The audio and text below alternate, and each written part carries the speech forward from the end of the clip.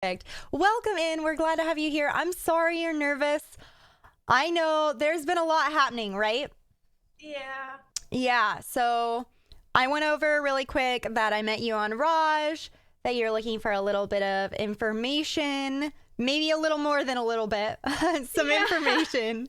Yeah, and we're glad to have you here. This is something that I talk to my community a lot about, and um that's kind of one of our focuses is this sense of we have messed up. I've messed up in the past. I've reinforced some bad things in the past as well. And being able to get some information and move forward has been really important to me. So that's one of the things I do with my community. So we're just glad to have you here and welcome on. Thank you. And thank you for talking to me the other day. It made me feel a lot better. I'm glad. I'm glad. Thank you for reaching out and looking for the education. This is like fantastic to have you here. But I think we wanted to go ahead and hop into not specifics of what happened. I feel like a lot of people can get that information.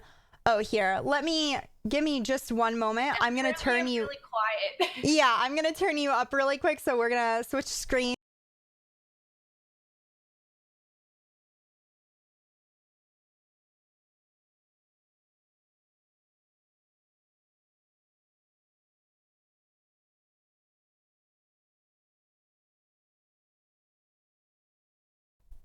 There we go. Maybe better. Chat, let me know if that's better. They're like, we're all dead. I went on BRB and everyone's like, oh no. I don't really know how to start this, so I don't know if you'd like help me walk through it. No, absolutely. So I was actually just making sure we got your volume. So I was wondering, we're not going to rehash the exact things that happen. I think that in the future, as we cover individual topics, we can talk a little bit more about that. But today I wanted to know, like, what exactly happened? Why did you? So we saw some of the logs, right? And Yeah. we heard about what came up on the Rajj Royale with your friend in the past, and I'm wondering, where were you at? Why did you do those things? Okay, so um I'm sorry, I'm really nervous.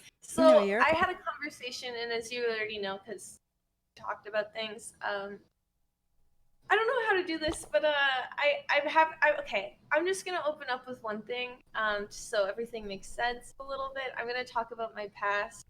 I'm not excusing anything I did. I'm just trying to explain where I was. Um,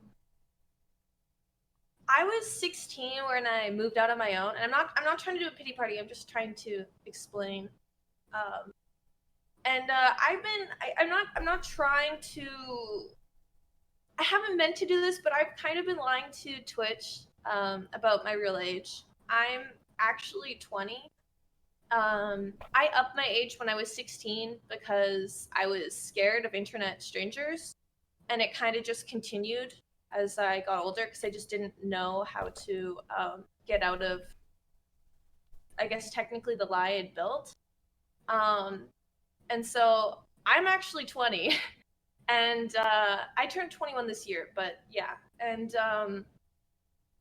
so basically, I was on my own at 16, and a lot of those messages are from when I was 16, 17, 18. And I had a really abusive parents, and I really didn't have anyone. Like, I didn't have any family. No one was there to discipline me. No one was there to tell me anything was wrong. I was just alone in a basement with no one. And so, as I was telling Eva the other day, I didn't like. I just there's the RuneScape community that I'd gotten into, and uh, I really wanted to fit in, like really badly, and there's just no one to tell me anything. Like, there's no one to tell me anything was wrong, and like everyone else was doing it, and anyone, like, I had no friends, so I was just trying to make friends, and it's just, it's not an excuse, but it was the culture that I kind of got into. And Yeah. I started changing over the last few years. Like, for example, I went through my phone recently, and I saw like a bunch of racist memes from 2016 that I had on in my iCloud. And I went up to the last date that the last meme was added to my phone. And the last meme added was 2018. I completely stopped. There's nothing since then. And like for anything, like it's just, and I don't know. If you were to even look at like a lot of my Discord logs and stuff, a lot of it stopped because, and it, like a lot of it's way less severe is because I realized I didn't want to do that, and I don't like hurting people, and I really like people. I don't know. I don't know how to say this. No, you're fine. So I'm not excusing anything. No, so absolutely. This is something important to talk about. A lot of people take it when you start explaining why things happen as if you're brushing away what you've done or saying, oh, it wasn't that bad. But I talk about my history and some of the things I had done. And when I do that, I do give the context. The context is really important so we can understand, well, why do these things happen? And with you, it sounds like, yeah, no one is born woke, Jenna. The reality is sometimes it is cultural influences, us not having people there that can explain that. Like, I grew up and I didn't have any people of color around me. And so I had these racist ideas that other people would mention and I would never even think about, right? So I'm glad that you're very clear you're not excusing your behaviors because a lot of people will see it that way. But thank you also for giving that context. And I think most of my chat probably knows how edgy the gamer sphere is. I started out as a League of Legends streamer. Yeah. It was really bad. Yeah. So the racist memes and the racist things said in your Discord, I think is specifically where the logs are from, right? It was all of it. The community itself was like really toxic, especially back in 2017, where like Ice Poseidon was prominent, and all those memes were prominent. And I think one of the hardest things about growing up on the internet is your past is there, right? And even though like, for example, I don't even show, like, I don't even say those words in private anymore. Like, they make me physically uncomfortable. Although I am learning about the R word. Eva's been teaching me about the R word. I'm sorry. I didn't understand the weight of that. I'll be completely honest. No, that's okay. I didn't know. Like, I didn't know. I didn't know. I didn't understand the weight of what I was saying when I was 17, 18, 16. I genuinely did not know. And I'm really sorry for what I did. It's not an excuse. And I feel really, when I was reading those logs, I don't know if you saw on stream, I was genuinely disgusted. Like, I wanted to vomit. Because the last thing I've ever wanted, especially since I've been through so much pain myself, is to ever hurt someone or like, I imagined, for example, like a teenager looking at those messages and it's just like the last straw for them. And people are already attacked for just existing. And I don't want anyone to hurt just existing and being themselves. And that's completely against everything I was ever taught. And I don't want to let anyone down anymore. Okay. So thank you, Jenna. I was going to get into next, like, well, why are you here? And from like, how did that progression of starting to understand that maybe being edgy wasn't just being edgy, it was hurtful? Like, it sounds like you went through a progression rather than having a specific moment, but were there key things that helped you realize this? Actually, yes. I had a friend called I'm a Beast. He was one of my subs back in the day. And, I guess he was also edgy as well. He's black. His name's Austin. He's really nice. And I remember about 2018, he was like, "Hey guys, like this is really." He was like probably one of the first people ever to stand up in Discord, especially since he was also a RuneScaper. And he was like, "This is like making me really uncomfortable." And we're like, "Well," I was like, "Oh," and I started talking to him more. Um, and for example, you can see basically the entire like N-word phase out from that point because I wanted to respect my friend, and I don't like I genuinely care for people, and I guess it started happening over time that I started looking into actually like racism in a sense. Like I don't know. I I don't really know specifically what went on from that point, but I have like really bad memory loss. It's okay. And I Yeah. went to the doctor. I'm sorry, I didn't mention this, Eva. I went to the doctors, and it's from like the stress of basically being abused and stuff. So like, I don't remember specifically what happened um, throughout those years. So yeah, I'm sorry. No, no, you're fine. So it does sound like you had a person mention like this is really Yeah, uncomfortable, and that helped you know like, hey, this is actually a problem. There is power in being able to step up, and this is something to mention to the community again and again. I feel like sometimes I've even done it where I just see someone who's saying really horrible things, or I had a moment at TwitchCon where someone who I know went by he, him pronouns was wearing a she, her pin. And I yeah, was very upset, but I didn't even say anything. I didn't say anything. And I think there is an importance to standing up and saying, hey, this is not wrong, or this is wrong. This is not okay. yeah, Um, because if no one's saying that, then it's just almost like people just, you assume people are accepting it, right? yeah. Yeah. So also I did want to mention because my mods were mentioning like just so you know, our chat was like full of Eva Una snugs for you and No, I people can kind see. of I'm on okay. Novaru's computer, my best friend, Okay. and so I have the chat open. I didn't know exactly what they were. They just looked like blankets. Yeah. Yeah.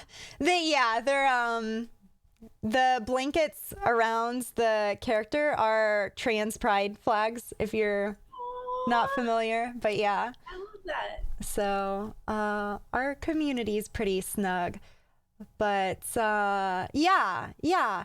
There's and someone's mentioning like I'm extremely edgy, but there's a different kind from what the reactionary types say. But I think we can talk about the reality that when we think of edgy, like I remember thinking, oh, Tyler 1 is super edgy, right? And Yeah. then I didn't really process that until later. I just saw a comment of his in passing that was super transphobic. And I'm like, Oh. oh, and I bet this is probably just seen by a lot of people as edgy. Whereas I'm like, edgy to me means a lot different than just racist or transphobic, right? You can be edgy in a totally different way. But there is that cultural understanding of edgy as racist, transphobic, other problematic things. But that almost swings us over into you're here looking for some information, education, right? Yeah. I Yeah. I really want to learn more about the impacts of like slurs and the rhetoric that I used, and I want to be able to defend people because hi, I've had people come in my chat, for example, and attack the C920 bill, I believe it is, and I wasn't actually properly equipped to protect people. And I really tried, but I feel like I didn't have proper information to actually do that. And I want to I want to learn more so I can help. Literally, I just want to help people because I was in a lot of pain when I was younger, and I still am, and I want to help people not be in that. And Yeah. I don't care if that means accepting everything that I've done and just burying myself if I have to. I just want to help others in the meantime. Yeah, So no I one got. deserves to be in pain, and no one deserves to be attacked for their existence. No, I think we all definitely agree with you on that one. I don't, but I want to be clear. I'm pretty sure most of us feel we can do a lot better than burying you under all this stuff. So thank you for being here again. I know that you were mentioning previously a little bit of information about specifically the Canadian bill meant to protect trans people, and that Yep. being something that was a bit of a struggle to try to defend in your chat. I want to be It very. makes me very upset. Because I think she means Bill C-16. Ah, yeah, I got the bill wrong, sorry. But yeah, the bill that protects trans rights and people from literally genocide. And I'm really sick of people in public and even in my own Twitch chat coming up and being like, I'm losing free speech because of this. I'm gonna go to jail. And that's not the case, and I don't know how to basically just say that it's to protect people from literally genocide, which is in the bill, saying you can't like organize genocide, and just giving people proper employment and treating them like they're human. That's all it is. And like I don't know how to like properly actually defend that bill because people keep bringing up points that I can't actually debate because I don't know enough. Yeah, that's understandable. So I honestly, it's difficult. I know when I came on originally, especially as being like a non-binary person, the first thing I have to do as a non-binary person on the internet is recognize a lot of my chat is going to be full of there's only two genders, and I'm going to have to constantly defend the fact that my identity is valid. So it's difficult to be prepared to handle all of the arguments that will be lobbed at you. It's very strange because sometimes we get into, especially if you're openly like feminist on the internet, suddenly you've got people throwing the weirdest things at you, and they're really convinced that women are just inherently bad at math, and they have all the research to back it up, and it's That's a thing? no, it's not a thing. I thought someone actually tried to do No, that. I was like, no, hold on. someone did. I had someone in my DMs with like, they are like, here's the science. Women are bad at math. They're too stressed out to be in STEM because they're inherently bad at math. And you run into these things that can be difficult. So it almost feels like my experience being here, especially as an open feminist and then coming out as non-binary, is just, I like my full-time studying, like I study for my streams. It's just preparing for these arguments because there's so many. But I really value that someone like you were originally a gaming streamer, right? Yeah, I still play games on stream. I just haven't lately because I kind of had a mental breakdown, and I found that when I played games on stream, every time I messed up, I would start beating myself up like really badly. And I realized that something that was feeding into the fact that I had really bad depression and like I was starting to have suicidal thoughts and stuff again was because I shamed myself from mistakes to the point that like if you were to go back in my streams, for example, when I'm playing Apex, I literally attacked myself, and I realized that that's not healthy. So I can play games off stream, and I guess it's just when people are watching that I feel like that I'm failing my stream, and like I'm failing myself because I know I can do better. So I realize that I shouldn't do that for a bit till I feel like I can be positive about my mistakes. I'm glad to hear you taking control of your mental health like that. I know I stopped playing games with my community because if we were on a team, I felt like I was letting them down. I took it very harshly. So I relate to that. I definitely do. But it sounds like, and it's really something that's really relieving to me, is occasionally glance over and I see people mentioning, like I saw one particular person talking about like, yeah, I saw Jenna defending that bill. That was, really cool. Or I have seen Jenna make progress. That's really nice. What are some of the things that you want to change in your community or for your stream, for you or for your community? And what changes do you feel like you've been trying to make? Over the last year, I've been trying to phase out any kind of discrimination. Um, so, like, for example, all those logs you can see over the last, basically nothing except for the R word, which I'm really, really sorry.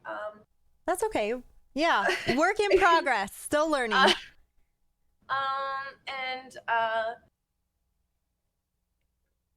I don't know. I just on my stream, for example, I've been shutting down hate as well. And the issue is that over the last few years, especially coming out of RuneScape, where things were so toxic, and I had built a community that was so toxic and overtly toxic, I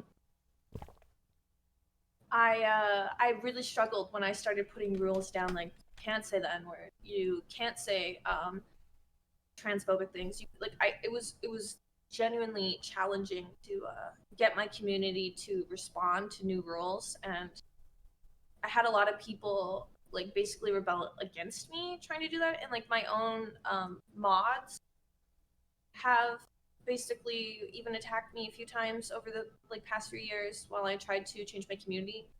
And I've really struggled finding mods that actually will enforce how I feel, and so a lot of the times I'll be lax and just let stuff slide because I feel like I don't know how to fix it myself.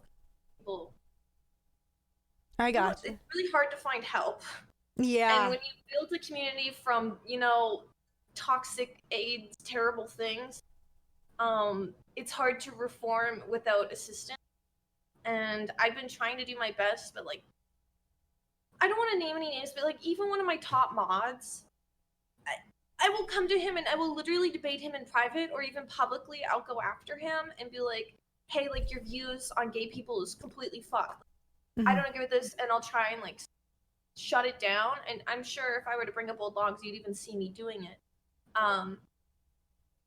It just, I feel like no one listens and no one like wants to change with me. And I've been trying, like when I was younger, I was super toxic on stream. If you pull up clips back then, like I said every terrible slur in the book on stream, and like I was blatantly toxic, and you could even tell like I hated myself. My community was a reflection of that. And for example, my Discord was also that. And I realized when specifically Alfie Rules said to me, Jenna, if you can't like be nice, no one's going to like you. And I started changing more and more, trying to be more positive on stream, and I then started realizing that I felt better when I was more positive on stream.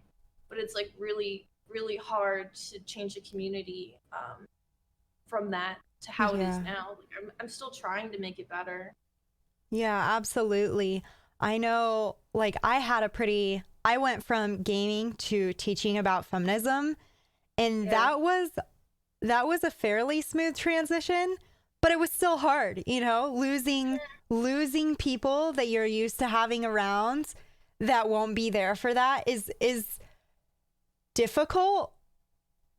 I can't even imagine switching from a toxic gaming community to saying like I want to educate myself and I don't want these slurs in my community anymore, and really making that change. That's got to be really, really difficult. So especially if you've known them since you were literally like 17, 16. Mm-hmm. And you have to be like, hey, this behavior is unacceptable. And I've noticed, like, for example, I tried to talk to one of my mods about like, this needs to stop, like entirely. I can't, like, it physically makes me uncomfortable when people use like slurs, like those slurs in voice chat, whether it be in text, anywhere. And I've tried having a conversation, and the first thing he basically said was, I'm just gonna leave the Discord then. I'm like,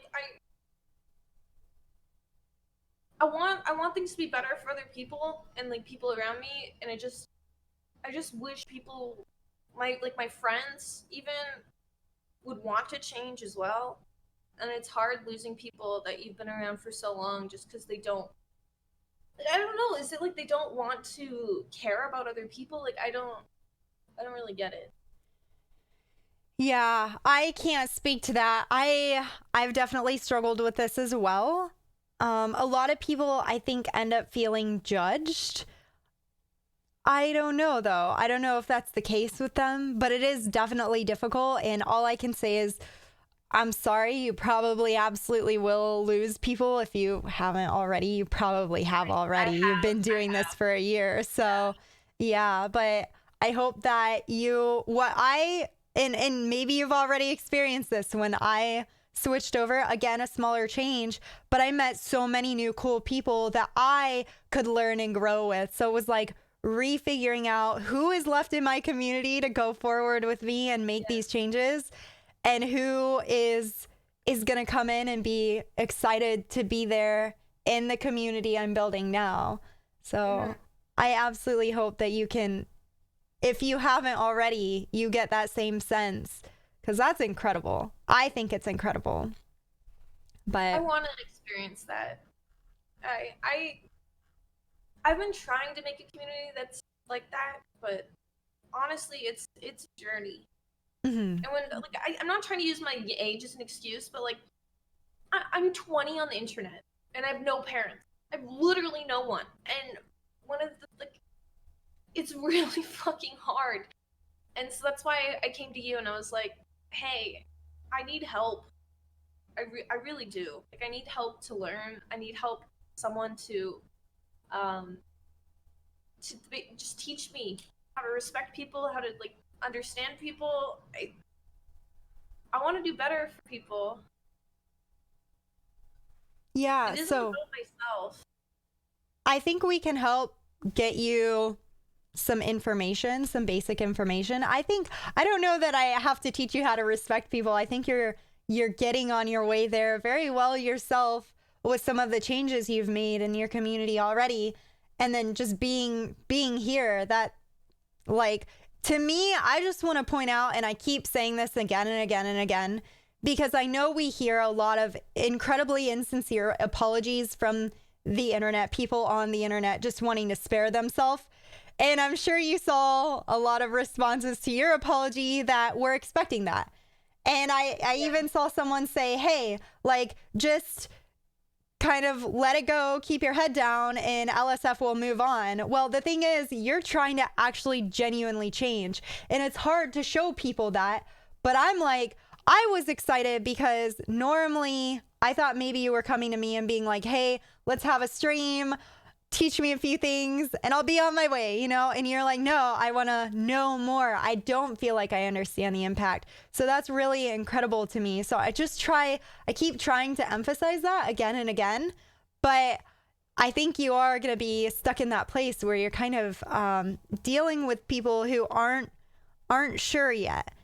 I think people will come around though. So I just want to say I'm proud of you for that. Like, understanding what a process this is. And that's probably, do you feel like you understand that because of the changes you've already been making, or? Sorry, 1 sec. I'm tearing up a bit because I've never really had anyone tell me they're proud of me. Yeah, you're fine. You're fine. Yeah. Okay. What did you just say? I was just saying that, oh my gosh. Sorry, I got all like, we're getting emotional. But basically I was saying it's really impressive to me that you're understanding that this isn't like a quick one stream deal, that you are willing to put in the work and you want to put in the work. And like, I know that when I started talking to my mods being like, hey, we're going to have Jenna on and it's probably going to be more than one stream. And I feel like they were like, is Jenna down for more than one stream? I'm like, no, you got to understand, I'm saying this because I sat down and talked to her about her goals. I'm not just like dragging Jenna along. And that's really impressive to me. So I was wondering, like, what caused that? Is that because of this year? Do you understand that you need more education because of this year and trying to change? Or what puts you in that position where you say, I want to know more, I don't feel like I know enough, and I'm willing to put in more work? So I realized something. For example, I had a lot of friends being like, don't use the R word. And I didn't really get it. And I was like, well, that's stupid. I don't understand. Like, why not? Mm-hmm. For example, especially where I live, we've been using that word since elementary school. Mm-hmm. literally first grade. So I never thought like that insult, like if first graders are using that insult, what is like, I couldn't comprehend the weight of it, you know, like, and people, I've had a few people try to tell me it was just bad and no one actually really gave me reason. And someone's like, well, that means you're attacking the mentally ill. And I was like, I don't understand how like the R word bridges to mentally ill people. Cause like my brother is disabled and mentally ill. And I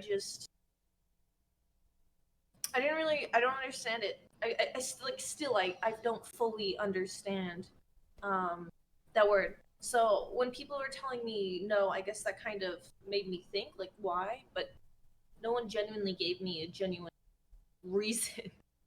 I have a cat pushing on my feet right now and it's distracting me. This is the perfect time. I know Patch wanted to know, what are the cats' names? Sorry to distract, but while we're distracted, what are the cats' names? I'm gonna introduce you. Come on. I know. So this is Rox. She's an old lady and she's my favorite. She's so cute. Really cute. I love Rox. She's a little cuddler. She cuddles me every night.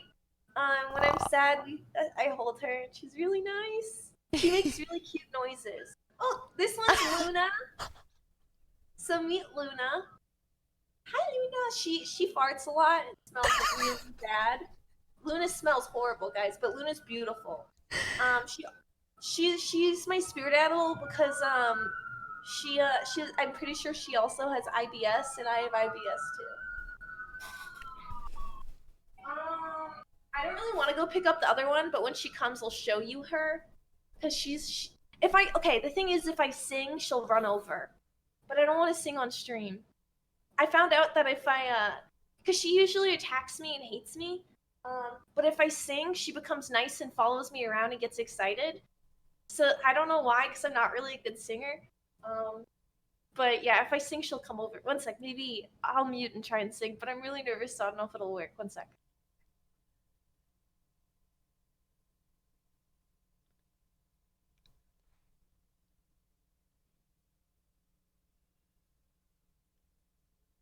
Maybe?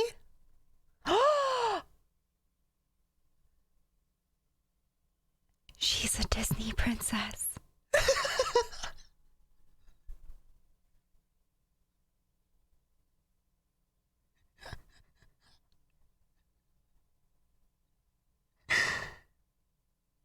All right, there we go. See, I called her with my voice. That is Disney princess confirmed. See, when I stopped singing, she hopped down. She doesn't like me when I stop singing. That's kind of awesome. That was Pebbles, you said?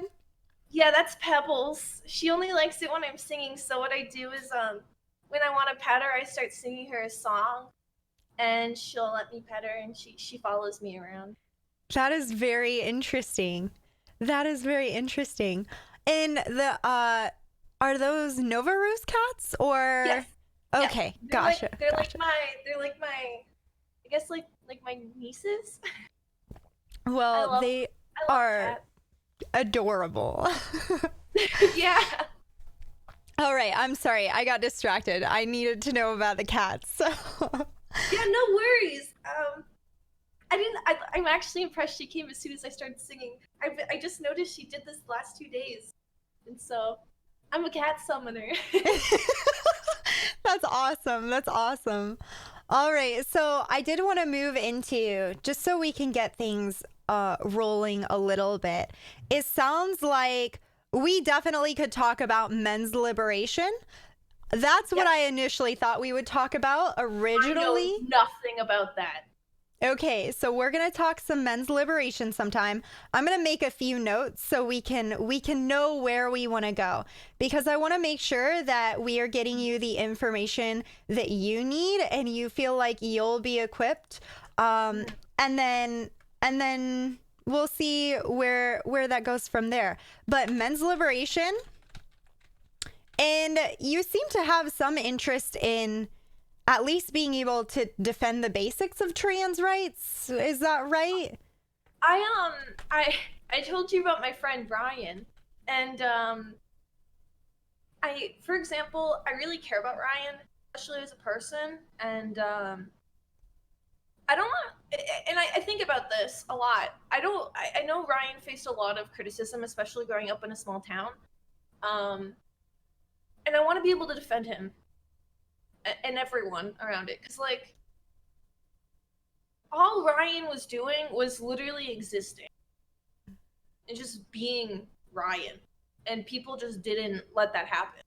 Mm-hmm. I don't understand why, and if I'm able to make some people just let someone exist in peace and be understood and be loved as just being a person, I would love to be able to help with that.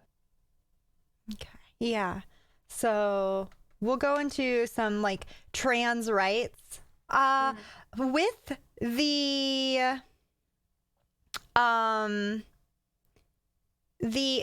issues around some of the slurs, are you familiar with oppression and how oppression works? Oh, okay. I was given a definition. Okay, you gave me the definition. I got this. Okay, so we got the patriarchy, and patriarchy. I know what it is. I can't give you the exact definition. You had like this big brain definition. But the patriarchy, it works in a way that it basically holds people down. So how it functions right now, it demeans people. So for example, men's feelings, they're seen as having to be men, like manly, and so that oppresses them.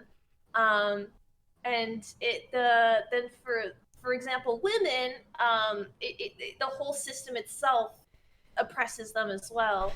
And yes, you taught me this.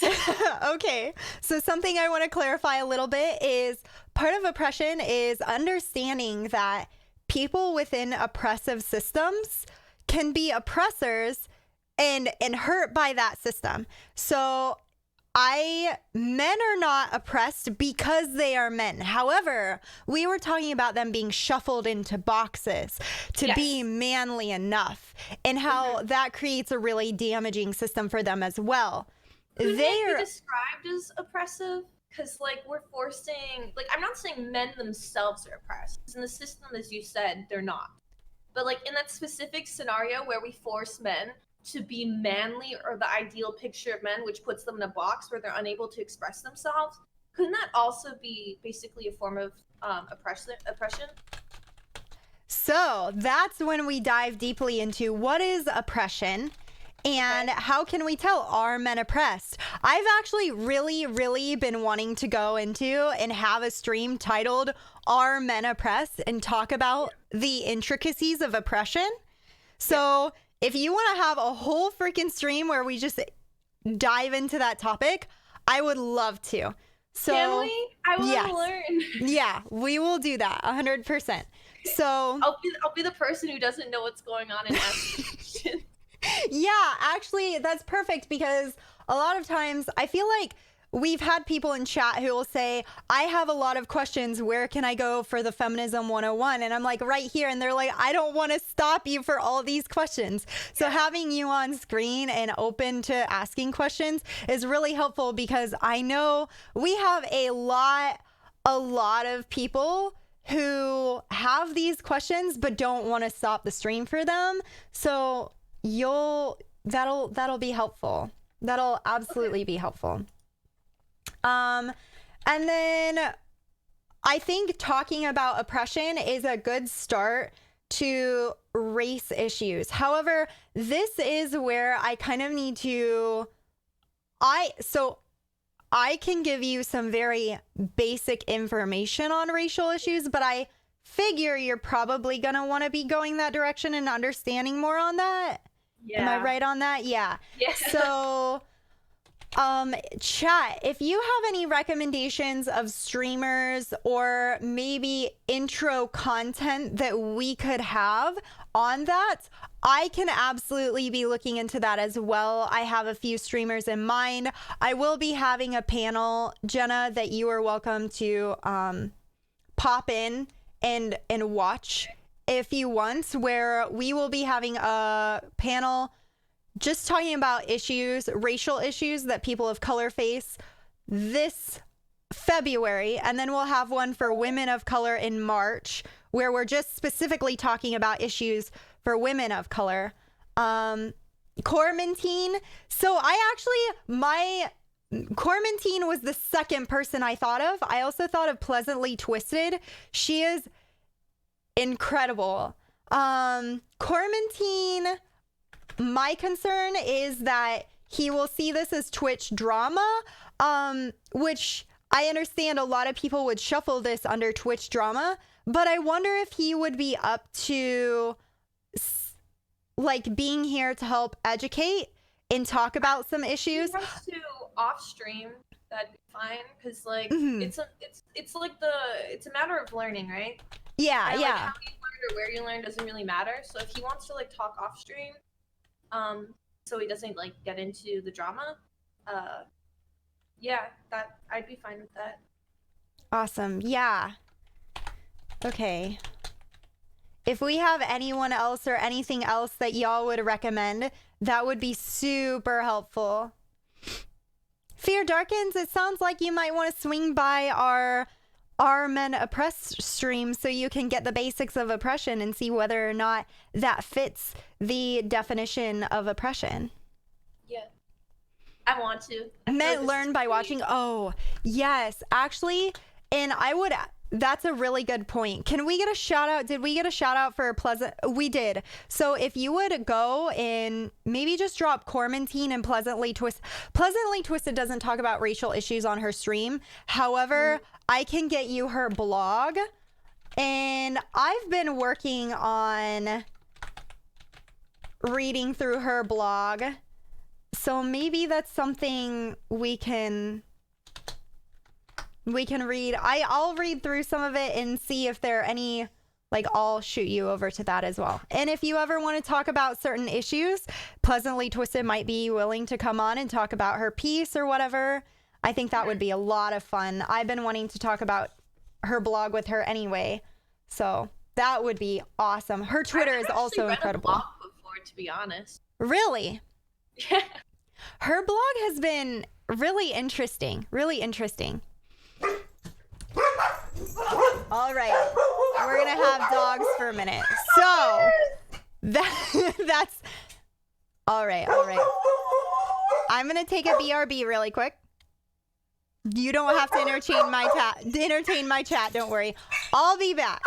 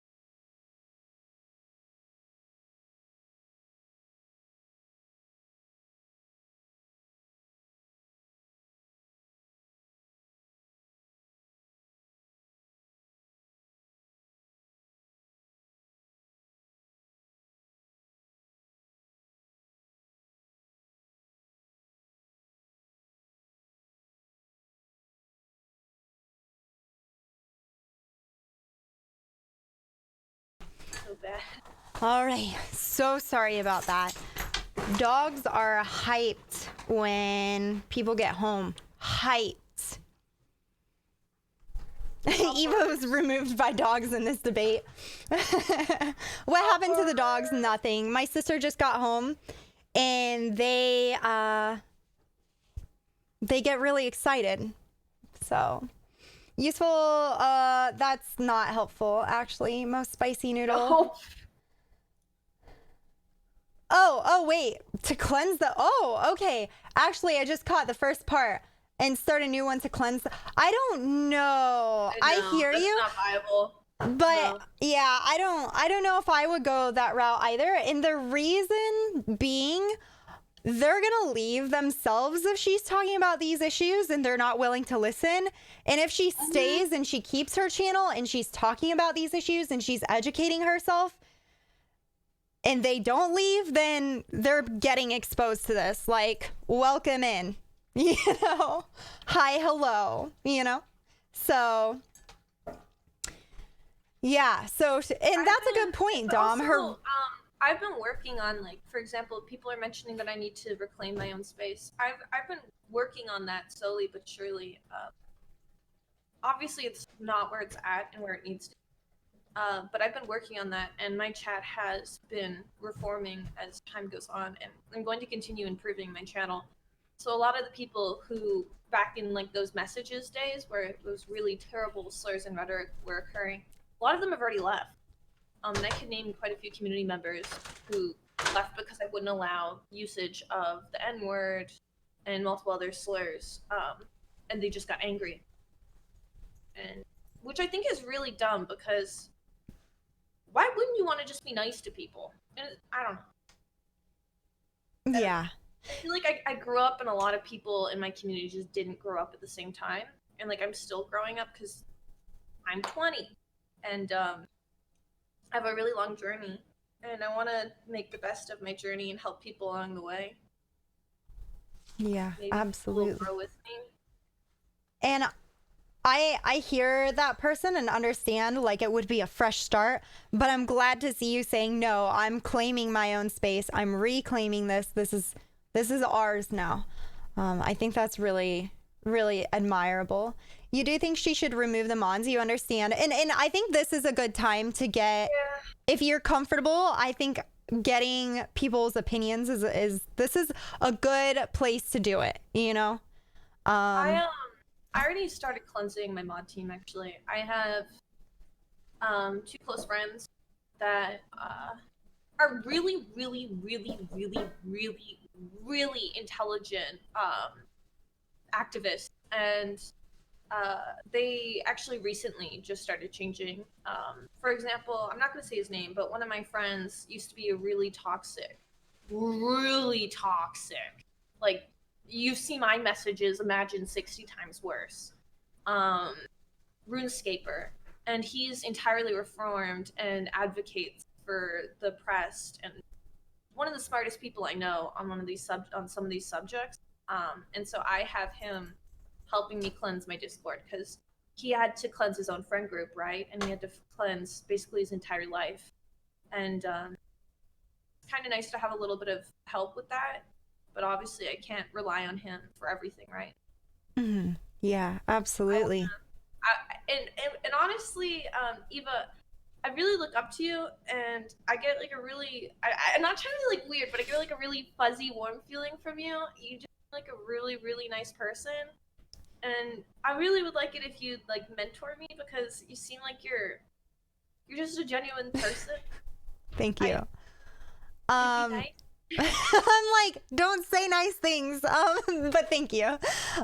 So I'm totally here to talk about these issues all the time, and my DMs are always open to you. You're welcomed into our community, which is an incredibly cozy community. And honestly, like, I lean on my community a lot.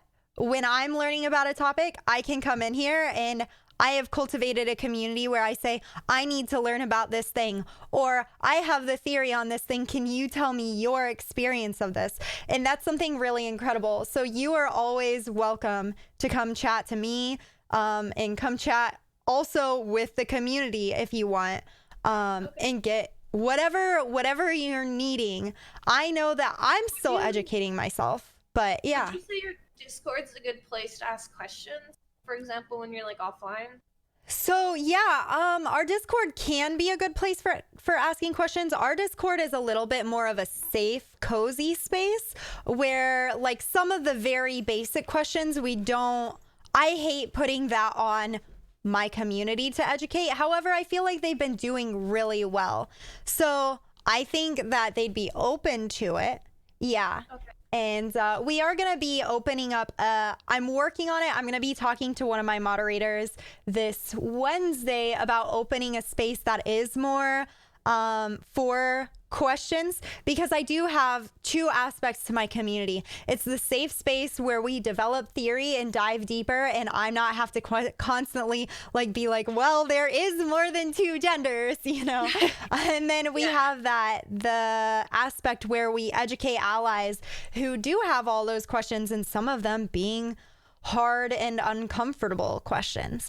And so we're always kind of balancing that. Pleasantly Twisted's Discord is also really good about this. Okay, yeah. So you're definitely welcome though. I feel like our community would be really comfortable with that. At least that's my thought. Yeah, Puddle says there's plenty of space for questions in the Discord. So you are definitely welcome in. And I feel like especially our mod team would be open to that. Dom's like, one of us. So yeah, I think that would be a good place. But then we will be opening up another section that will be hopefully helpful. So yeah. And so our Discord will be open to you. I'm 100%. I'm thrilled to help anyone else who has those same goals as me, as we don't want to hurt people. We want to make the world better. Like, we want to be able to defend people. So that means a lot. Thank you. I put a lot of time into trying to do this and do it as well as possible. Yeah. And so that means a lot. I hope I can do better for everyone. So, all right. thank you for helping me. Mm-hmm. Okay. Wait, are we going with Eva or Lumi? We might switch to Lumi here soon. I'm still thinking about it. I don't know, but probably Lumi. I just, when you go through a name change, suddenly you've got to change everything over, and it's... Lumi is a pretty name. Thank you. I'm thinking we're switching to Lumi. I'm pretty sure. Lumi with a U, by the way. Yeah, by the way, someone gifted you a sub. I think it was Big Spoon. Big Spoon, thank you so much. Thank you. I appreciate it. Thank you. Yeah, our community, everyone's been so welcoming. All right, chat, do you have anything additional you would like to add? Any questions you have for Jenna or I? Isn't there with... questions. I'm not sure about that, Mop, but if you find someone that is the case, let me know. Yeah, Mega Rom, is your language Finnish by chance? Just out of curiosity. Also, so what I have down for, I think this is a good starting point, is just men's liberation, trans rights, oppression as a general, like the basics of oppression, and then finding resources on racial issues. Do you have anything additional? Oh, you might want to talk a little bit more about like maybe ableism and the R word. Yeah, I don't really understand that. Like I told you, it's a really new term to me, and I've only started really seeing the term ableism in the last month.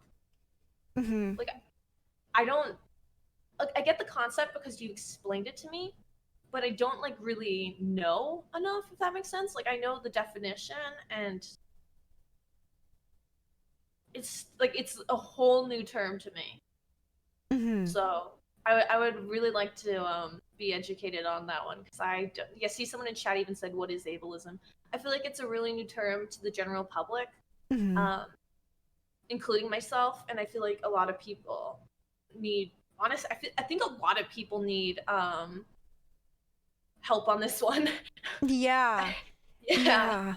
That's something I think I'm pretty fortunate in regards to ableism, just because my mother and my sister worked with intellectually disabled people. So I grew up knowing like the R word is not a good word.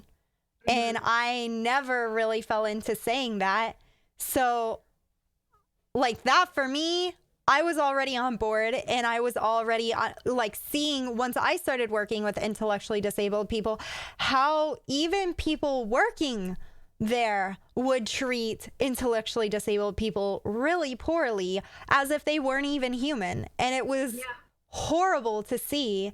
So that's only like one look at ableism. There's a lot of ableism. I know Coffee Spoonie.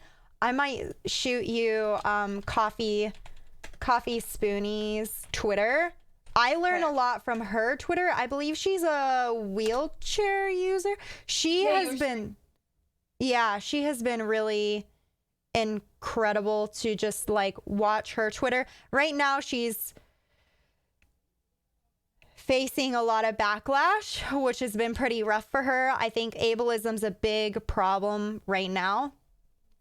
Because it is coming into like public discourse a little more, and I feel like it's just been pretty wild. I feel like whenever you want to make a change, especially in people's rhetoric that they're used to using on a daily basis, you're probably like, even for example with my Discord where I was trying to change the racism and stuff, but it was people's normal rhetoric because that was the community.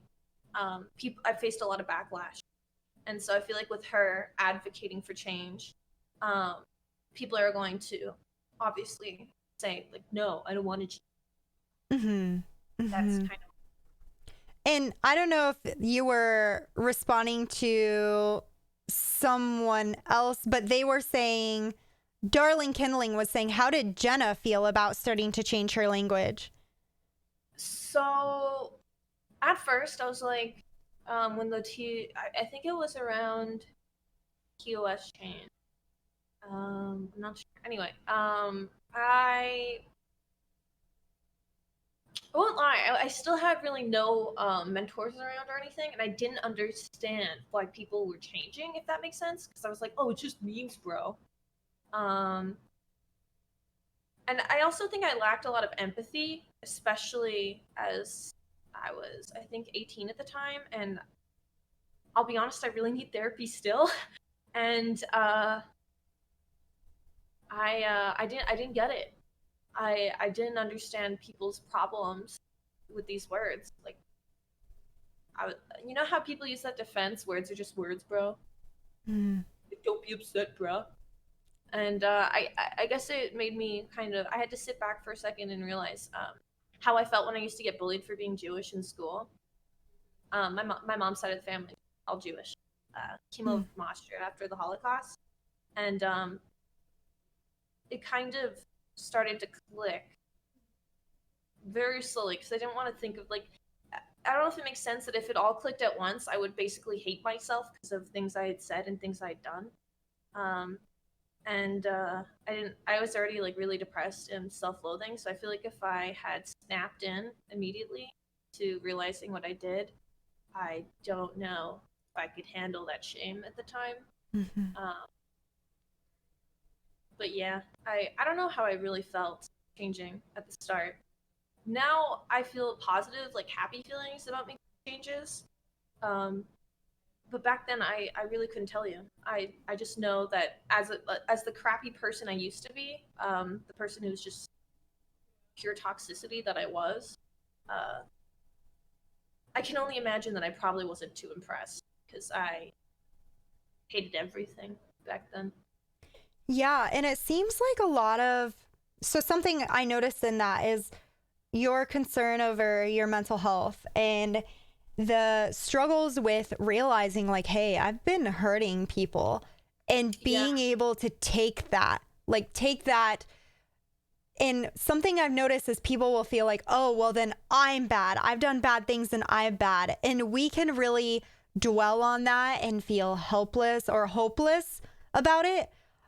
Something that has helped me a lot has been saying, I was a part of this and now I can change and not be a part of this. But I think that's a really important conversation to have, because I don't think you're alone in that. I think a lot of people get that way, where they suddenly realize, wow, I have been a part of this huge problem. And I think about this with my most recent change or realization, like deep level realization, because I started understanding, wow, sexism, that's a huge problem. I realized that in my first year of college, and I was like, oh, that's actually a huge problem, and I've been contributing really horribly. And then racism, I was like, oh, holy cow. But my most recent one, which was a little after that, was veganism.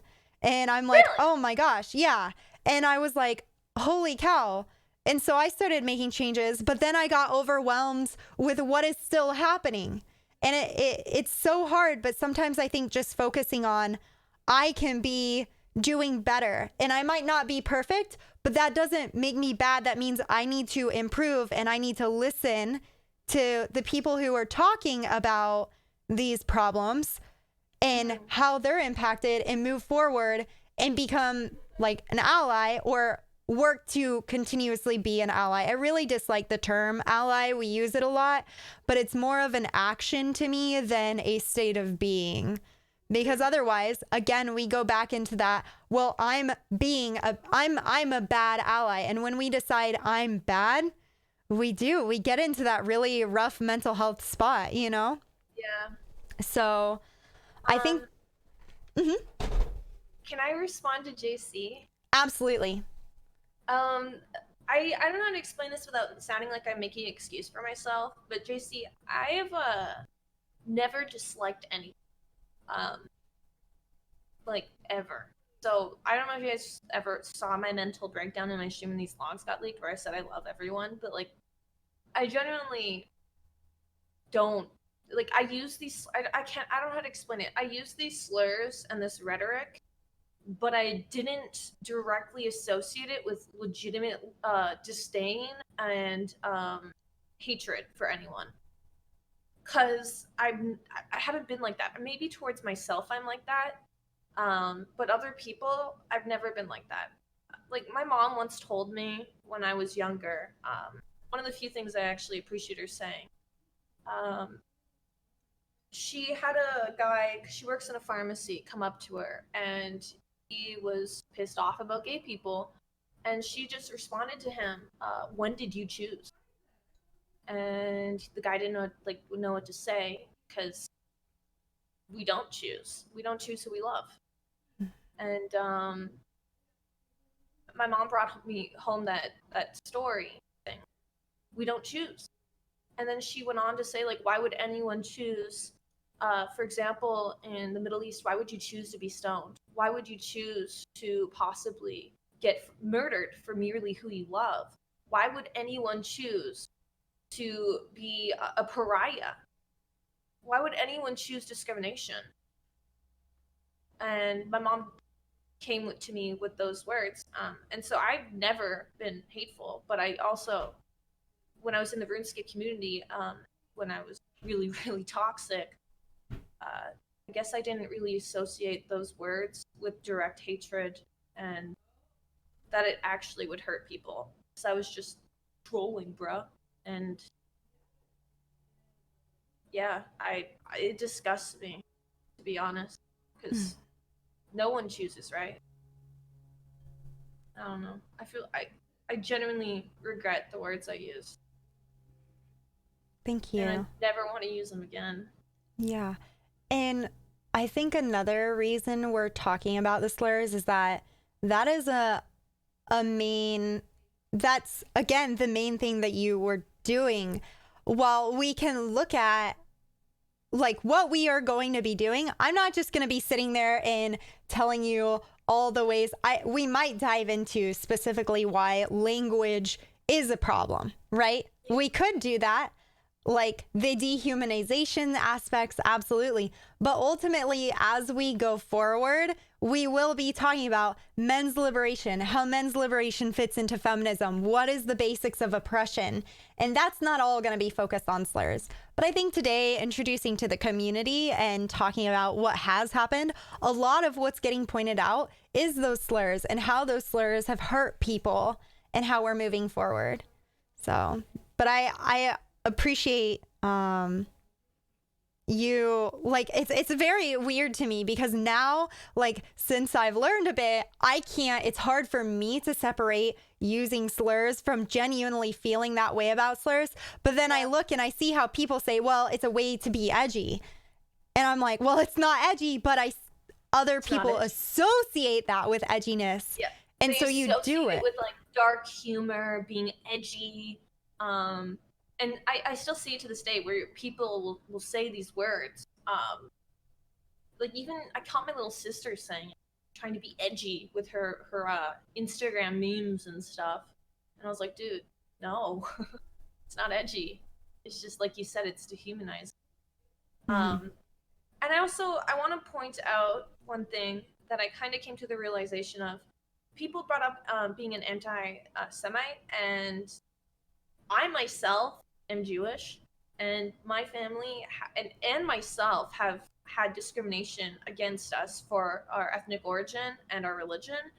And so, yes, there's words of me saying bad things about Jews, and I think it was more so that a lot of other people would also do it. And for example, in high school, people would come up to me and say that I should be in an oven and like really fucked up shit, like all the time. It was a small town, and I was just the village meme because I was the only Jew. And I guess I took that self-hate the hate that I was receiving and kind of put it into Discord where other people would also hate on me, and it became like a self-hate thing to fit in. Because I receive, and I still receive, a lot of backlash for my family's origin, whether it be in real life or online. And so I'm not an anti-Semitic Jew. No. It reflected. I don't know. I don't hate anyone, and especially, like, if I were to actually hate people who were Jewish, that means I would hate my Oma and all the struggles she went through as she was younger. And I would never, ever want to hate anyone for that, ever. My Oma would be so disappointed in me right now.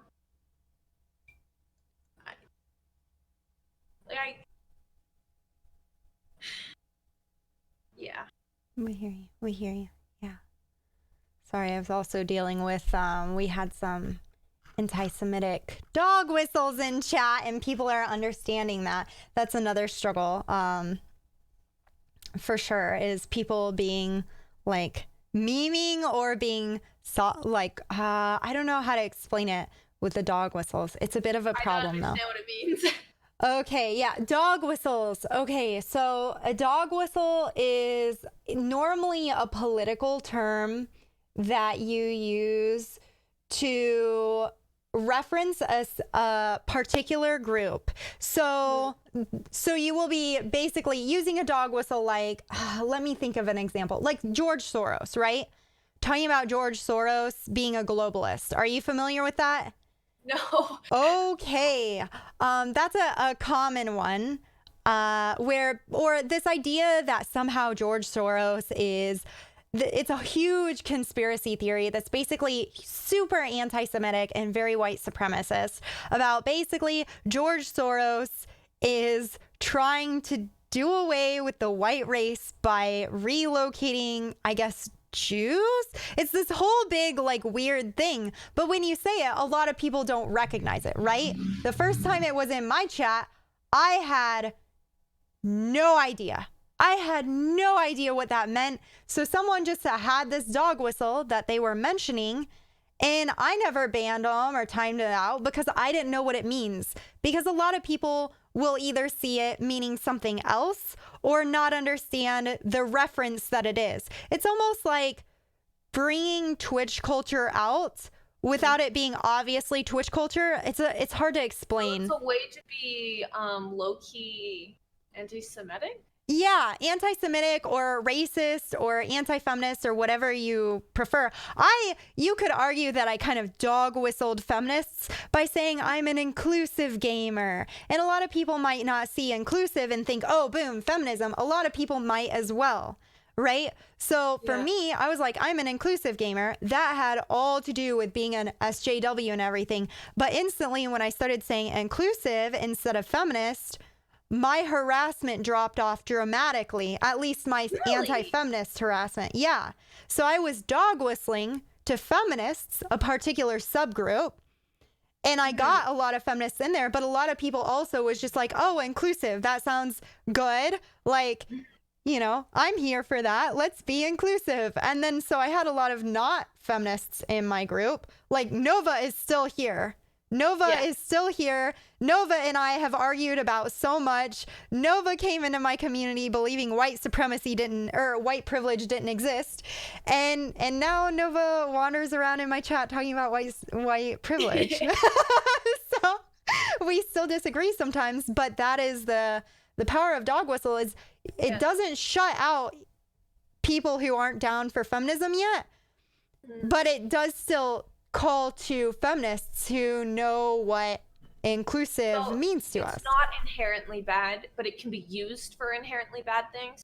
And it doesn't have to even be, it's not inherently bad, but it is often used for damaging or racist, anti-Semitic things, especially as racism is not, or at least open racism, right? Open, blatant racism is less and less acceptable. So there are ways that racists call to other racists. And it's actually a pretty serious problem.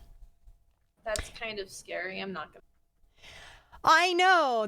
I learned about that because I was streaming and people started using these in my chat, and I had a moderator who knew what they were and was like, actually 2 moderators, and I had to start educating myself on dog whistles, and our mod team has to be aware. Specific ones to like pull people to their like community? I did, but it's typically used with politicians.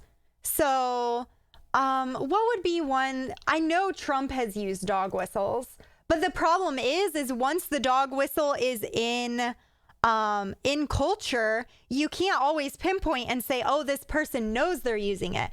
Because I know a lot of feminists are probably saying, oh, I'm an inclusive gamer, because they want to be inclusive, but they're not thinking, you know, I'm an SJW gamer, like that is feminist pilling, you know, or something like that.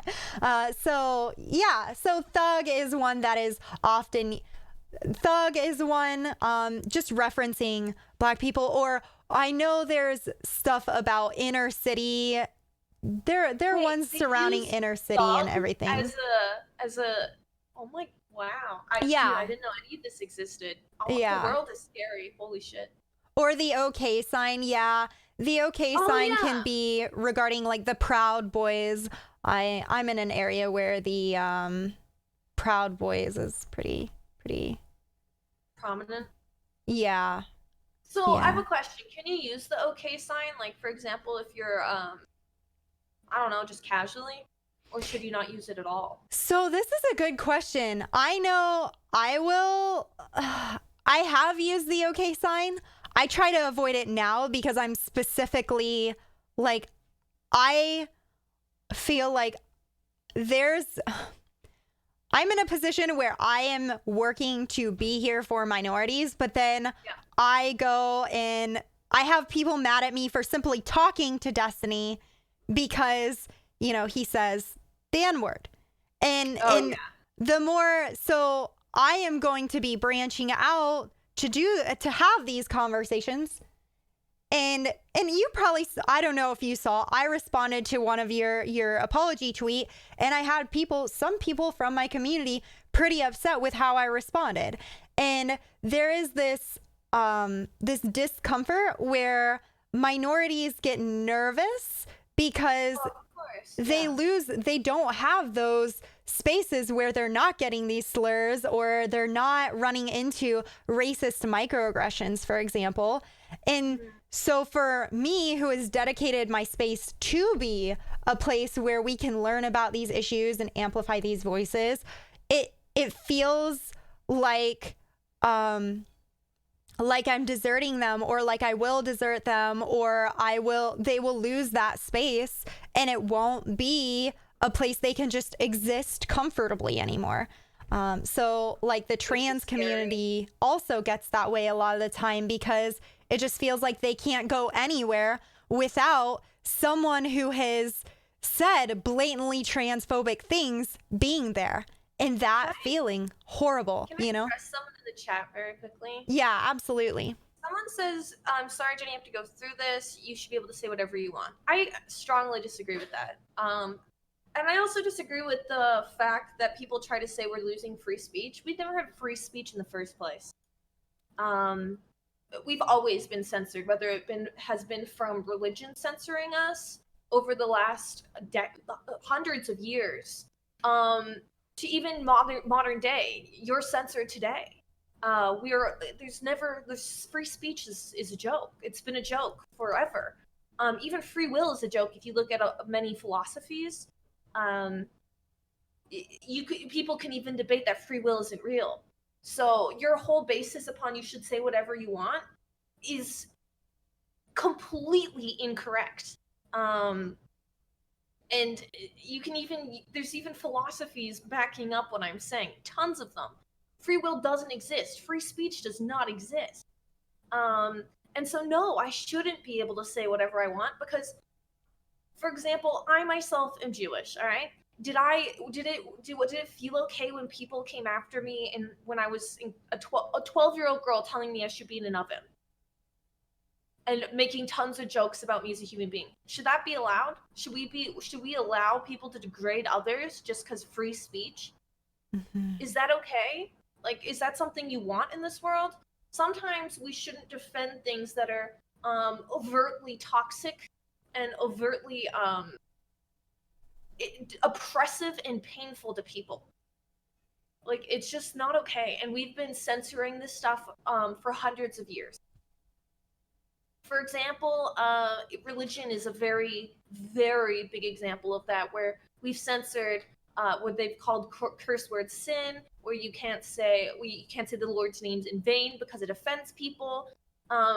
So basically, you use your own terms of censoring speech with the Bible, even. So in modern society, why is it that we can't censor degrading and horrible words that hurt others as well? Because if that, for example, hurts you as a Christian, why can't you respect that coming after someone else with something degrading and mean also hurts them?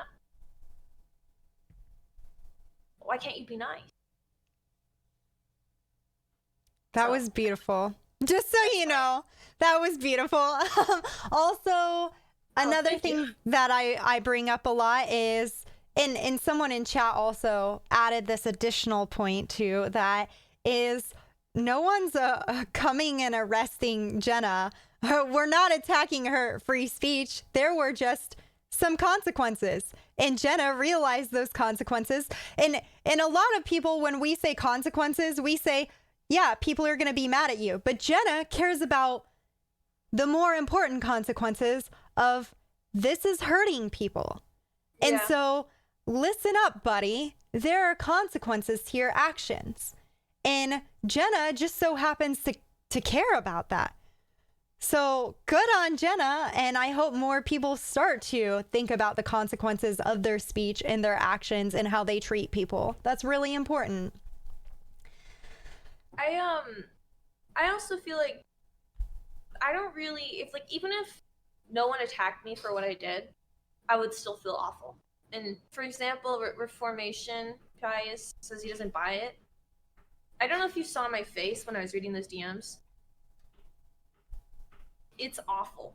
And it's not a reflection of what I want to be. I know it hurts people. I know, it's horrible. it's really, Mm-hmm. I don't know. I think if we were just more empathetic and caring towards how other people feel,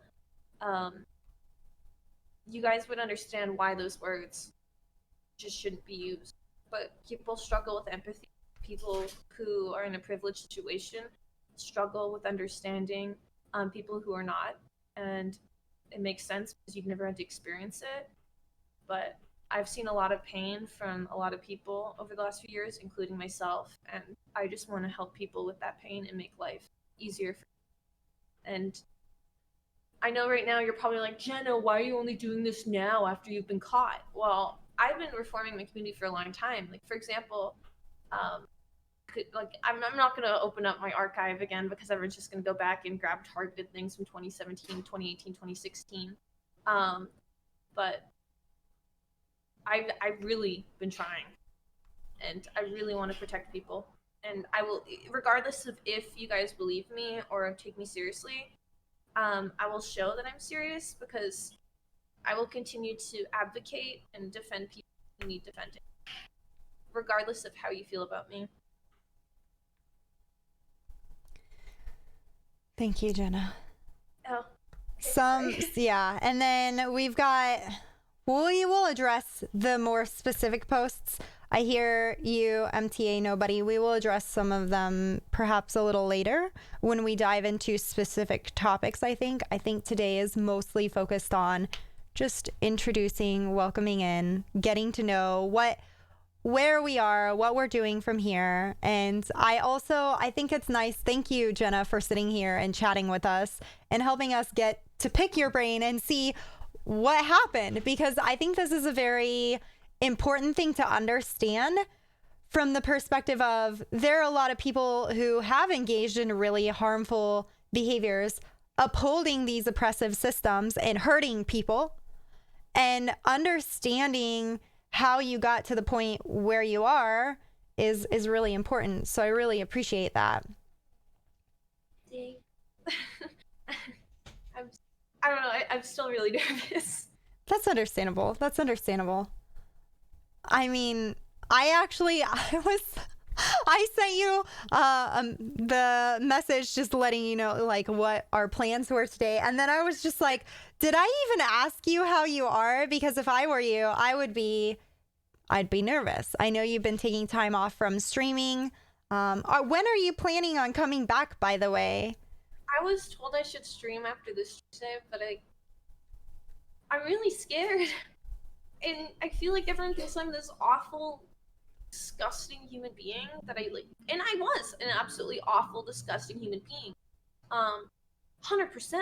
But like, what I feel here, I wish people could feel how I feel about others now, and people could understand that like I'm not like that.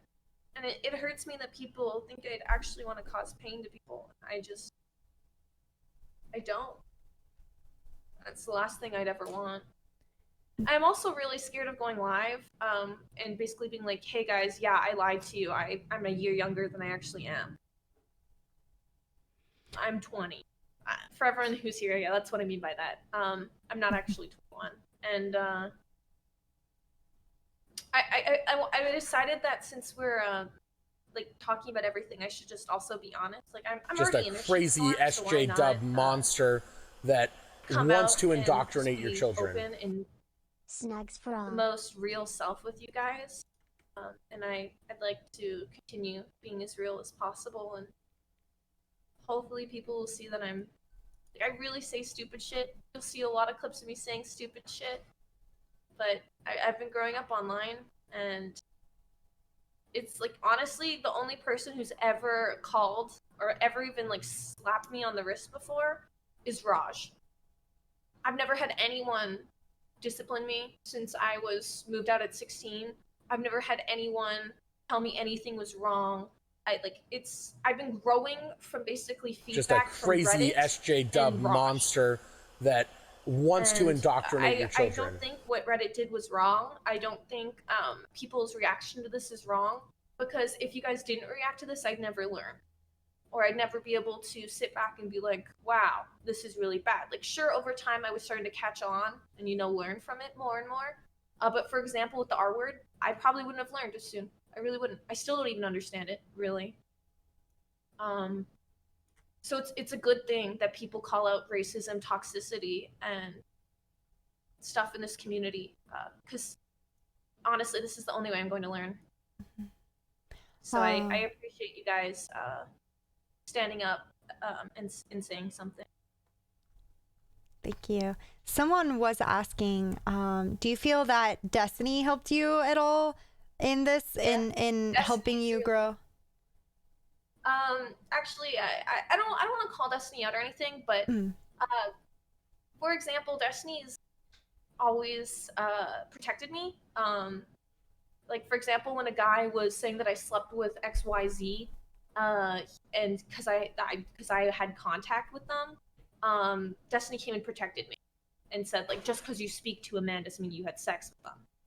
Because I had a certain large streamer come at me saying that I slept with someone in front of like every large streamer in the world on Discord. It was offline too, and it was terrifying. And the only person who stood up for me was Destiny. And Destiny's always been really helpful in that sense, and especially in the situation. And even though I called him a little bitch, he was actually really nice. He actually proofread my like apology for me, so like I had my grammar all good and stuff, and like he was really nice. He was really, really, really, really, really nice. Cause like I wasn't sure if I had like, I know you guys like, you didn't write that yourself. I actually did, but I wasn't sure if I used like, it's a really big apology, and he's really smart. And so I was like, Destiny helped me, and so he helped me. So I got grammar help from Destiny. Thanks, Destiny.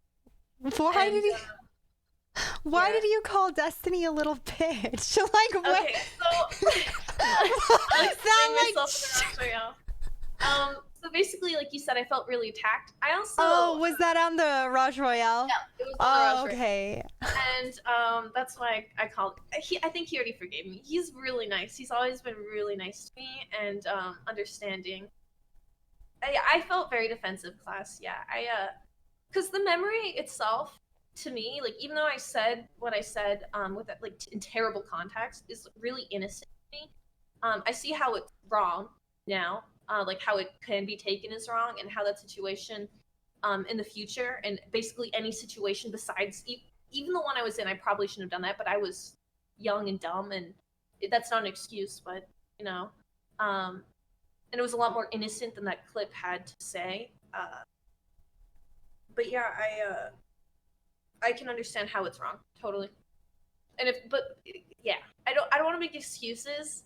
I just, in my memory still to this day, like it's still something wholesome, because it was my first makeout with the guy I like, and I know everyone's like, oh, you said you're gonna go tell the stream, but I didn't, like, I was just goofing.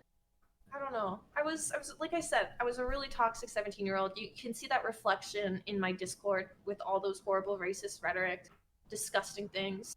And so I'm not going to excuse what I said back then either, because as you can see, I was not a stable person. And I never want to hurt him.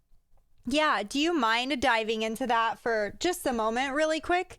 Yeah, of course. I'm trying to be really open, so if you want to ask me anything, I will answer to the, like, because we've gotten the age aside and everything already. So I'm an open book. Yeah. So I recognize that when you came on the Rajj Royale, you were very defensive, and I think that's actually my recognition of that, and being a little more chill was what ended up getting us together in the end, right? Yeah. But you know that I still have concerns surrounding that issue. From a men's liberation perspective, right? We talked briefly. So we talked about men's liberation from the perspective of men are pushed in these boxes, right? Chat, I know we've got a lot of people who aren't typically around our community, but to my chat who's talked about men's liberation with me, what are some of the traits that men are expected to have? And yeah, Jenna, you go ahead too. They're expected to be strong. Mm-hmm. Like, men are expected to do everything. And they're not allowed to cry. Not allowed to cry. Yep. Cash money, baby. Yep. Yep, that's it. Run chat, it's a test. Tom. No, everyone put your capo with your hands up. Put your hands up, guys, and put your answer. It's like class. Put your slash up with your face and put your answer. Welcome to class, guys. Space bugger. Yeah, there you go, you got it. So the breadwinner, don't cry, man up, power, confident, breadwinner. Yeah, absolutely. Yeah. Money comes up a lot. Yes, Jay got it. Gotta have sex with all the women. Toleration of violence. Really? Yeah, men are really okay. So men are very heavily expected to be sexual, to be going after women. You know, we think of so this is and this is something I should acknowledge to you. I'm non-binary. I grew up trying to fit into the role of woman, right? So I went through a lot of that same sexism, and then people often perceive me as a woman because we are still going through that difficult switch in society, right? So I'll still talk about sexism. And you're really, really, really pretty, so. I don't know about that, but thank you so much, Jenna. You're a sweetheart. And the perfect height. I appreciate people bringing that up, because heightism, the teasing short men has been something as well. But men are expected to be very sexual. I don't know if you had the experience of growing up and seeing that there was a clear division between the sluts and the virgins. Yeah, yeah. You're either the slut or the virgin, right? I got really badly bullied for being a slut, even though I was a virgin. It was really bad. Like, my best friends plotted to throw me in a lake and beat me up, like lure me. Ooh. So I have like really bad PTSD from like women in my life. So I get it. I'm so sorry to hear that. I tried to live out that virgin thing.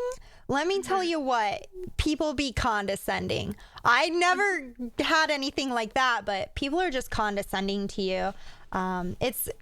That's a totally different direction to go in, though. But women are expected to not really go after men necessarily, right? Not make the first move, because then you're a little too assertive, I suppose. Whereas men are supposed to make the first move, right? He's supposed to propose to you. He's supposed to ask you on a date, ask you to dance, all these other things.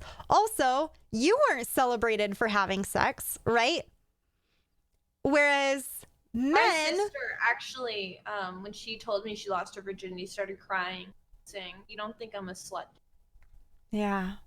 And that's freaking... All she had done is lost her virginity to her boyfriend of 3 years. Oh. And she was crying. Yeah.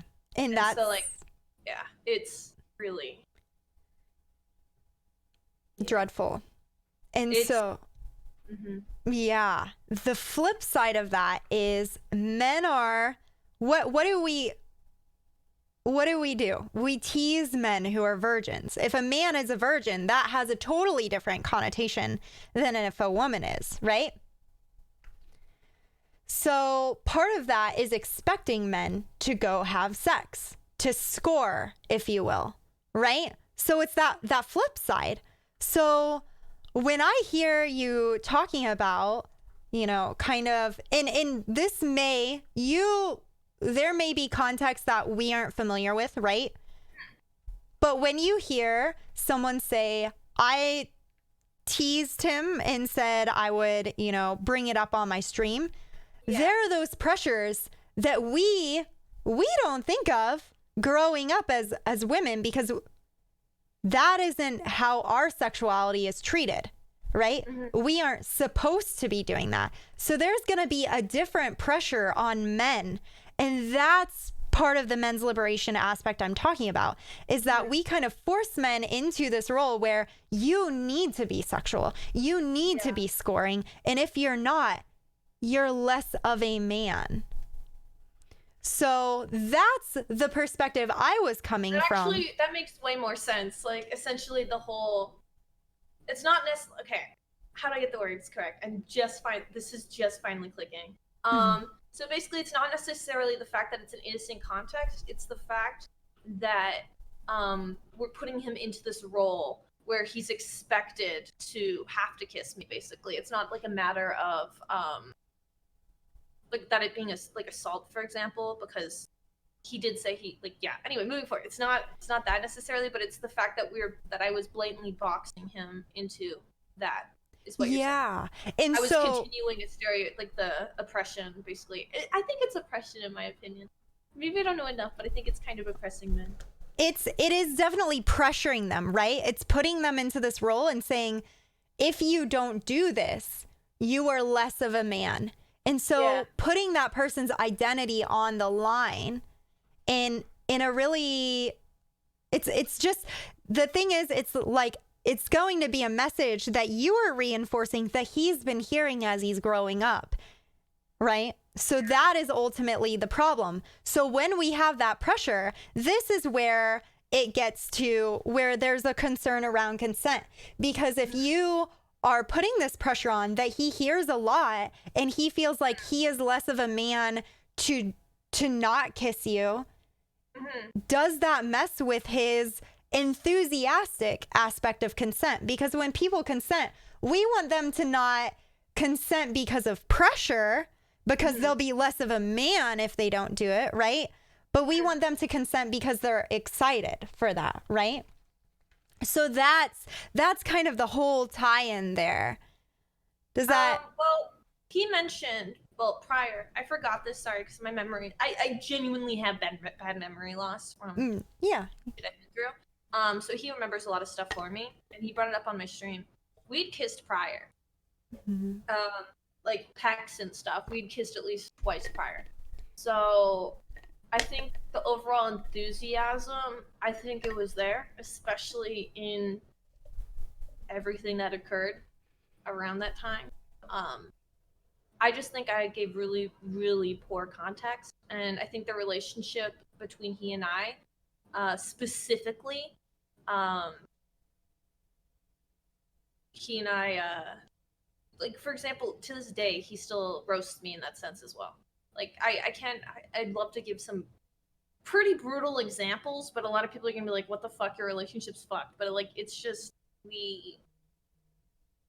we're best friends and we kind of fuck with each other, if that makes sense. A lot. I don't know if that makes, I'm not trying to, like, dig myself a hole, and I'm not trying to justify what I did, but, like, so that's just, you're just explaining your understanding.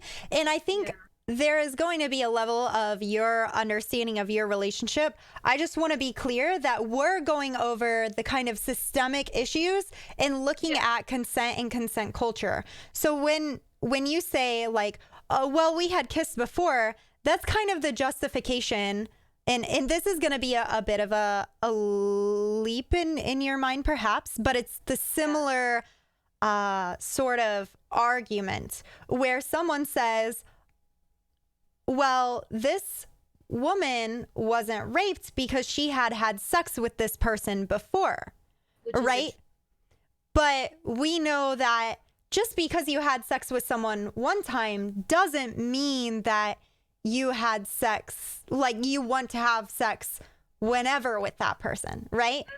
So again, like, I'm not going after your specific relationship, but it's just looking at, well, we can't establish his feelings based on him previously kissing you, because that doesn't mean he wants to keep doing that, right? So what I'm saying is I don't know if in that moment he wanted to kiss you, and you and him are going to know that better than me. But when we're talking to people about consent culture and whether or not this was without understanding a relationship and how he actually felt, a thing that would play into consent culture, we have to understand that previous status of having kissed or not having kissed can't dictate whether or not he still wants to do that, you know? Yeah. I mean, I also spoke to him.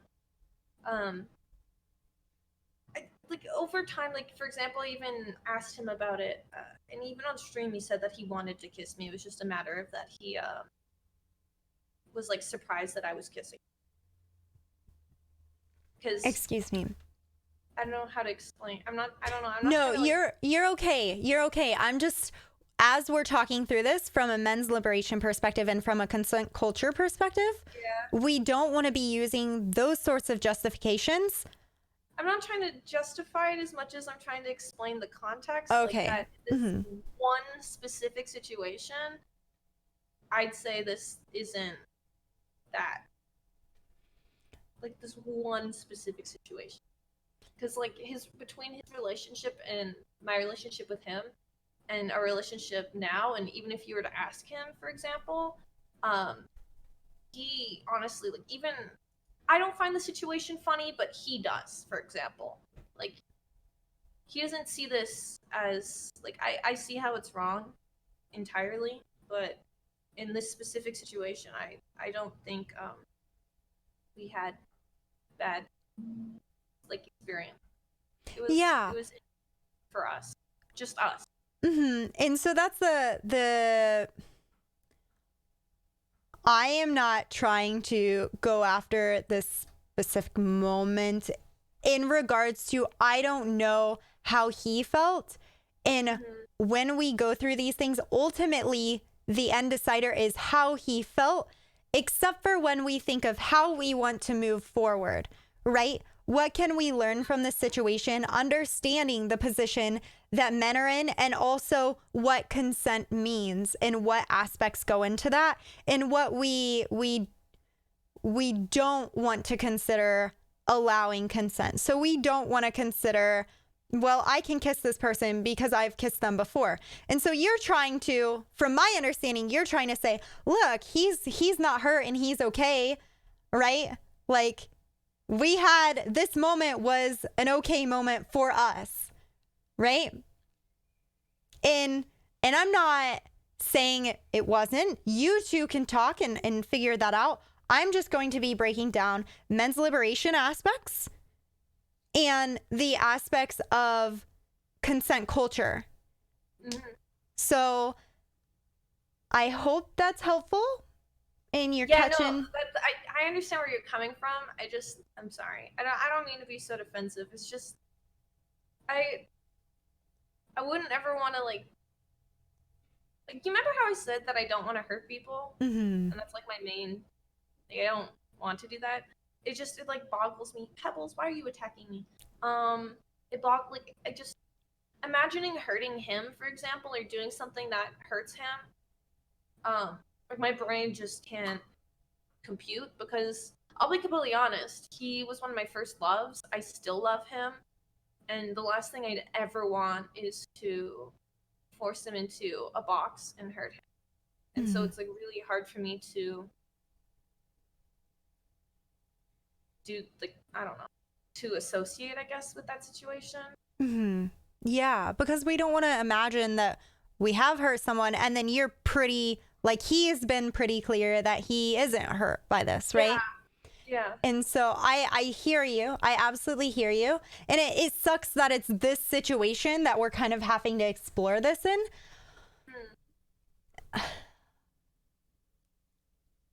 I'm trying to think of like how to word this. I know that like in some of my past relationships, I have done things where I've, like, my partner was being very emotional as a guy, right? And I felt like he was over expressing his emotions. I don't want to imagine that I had done something hurtful to him. But then at the same time, I look at my understandings of men's liberation, and maybe well, I can't even make this argument for this person because I blatantly was hurting this person. And so I think there's a point where we have to say, maybe I did or didn't hurt this person. I can talk to that person, and that's going to be the most important thing for that moment. And I'm so glad that he doesn't feel hurt by this. I am super glad for that. And we want to be clear about that, but be able to also say, moving forward with different people, how do we know that things are consensual and that I'm not reinforcing this idea of men that he's less of a man perhaps for I've actually not never kissing? done that in that one situation. That's the only situation that I've ever actually done that. And I think it was because A, we were already best friends. B, it was like in our relationship to literally roast the living shit out of each other, and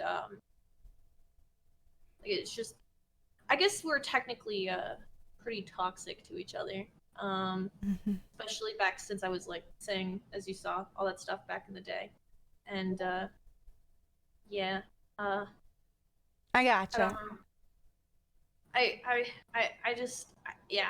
don't like, I agree. I don't want to put people in that box because like even in our relationship today between he and I, where we talk a lot, he's like afraid to cry, for example, and afraid to show emotion. And I'd say a massive downfall in a relationship was, as you said, the box that we put on men. And I every day I see the effects of the fact that we've boxed men into a specific stereotype, and we shame them for leaving it, and it genuinely affects and hurts people. So I don't know. I want to help, for example, I want to make his life better. I want to make other people's lives better, because if, for example, he's afraid to cry, I'd imagine so many other people are shelving their mental health and are afraid to go get counseling or afraid to get help. And this is like a massive mental health crisis as well. Like, for example, I think you said that men have a higher statistic for completed suicides. Yeah, so like, and then they also have a way higher statistic for the fact that they die because they don't go to the doctors because they're supposed to be strong. So it's not even just like a personal problem. It's like an epidemic where we're having completely preventable deaths because, actually, I'm not regurgitating whatever Eva says. I learned this from my sister. So joke's on you. Anyway, my sister taught me a lot of this. I didn't know it. She's in university and she's a genius, and so she was teaching me some of this. We have an epidemic where men are dying from preventable deaths because we've basically told them to be a certain way. But yeah, it's scary, and it doesn't just affect you and I. It affects every man.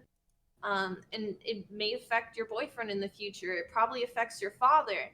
It affects everyone who's a man, and to disregard that is to basically allow people to lose their lives, and that's terrible. So I want to learn more because I don't really know enough to help. I gotcha. Thank you, Jenna. Also, responding back to Real Big Quack saying, I feel Jenna is just regurgitating whatever Eva says. I have noticed Jenna picks up on some of the things I say, you know, like any person, you like when you are trying to learn from each other, and I'm going to pick up on things Jenna says and learn from Jenna as well. What I've noticed with Jenna is she'll say, oh, I remember you saying this, or, oh, weren't you saying? Like Jenna mentions when she's saying something regarding something we've talked about. So I think that's really, really good.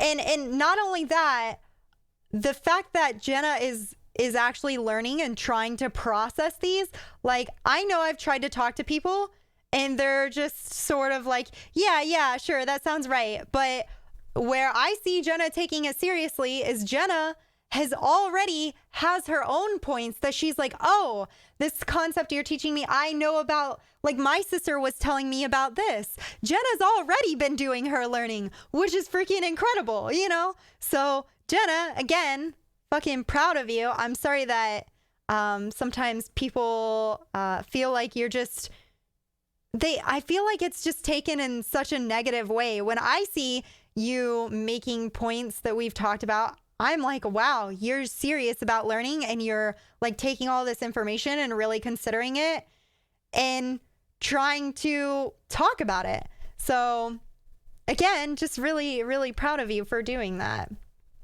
You, I don't know. You're, like I said, I really look up to you, and